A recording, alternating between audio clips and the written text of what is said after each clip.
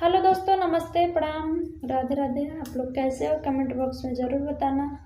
तो दोस्तों, आप लोग के बीच में बहुत ही सुंदर गीत लेके आई हूँ। बहुत ही सुंदर लाइन है, आप लोग सुनना।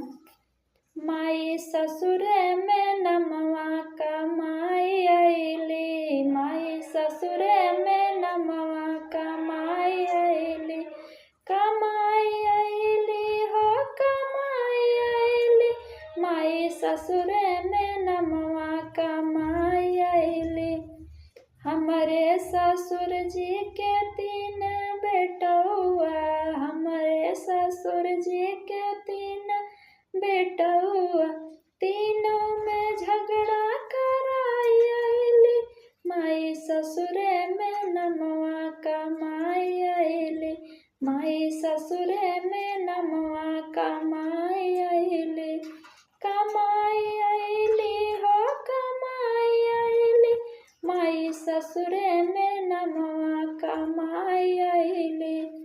सास ससुर के कदर नहीं कैली, कदर नहीं कैली हो कदर नहीं कैली, ननदों के ससुरे पठाई अइली, अरे ननदों के ससुरे पठाई अइली, माई ससुर में नमवा कमाई अइली, माई ससुर में नमवा कमाई अइली, कमाई अइली हो कमाई अइली, माई ससुर में नमवा कमाई अइली, माई ससुर में नमवा कमाई अइली।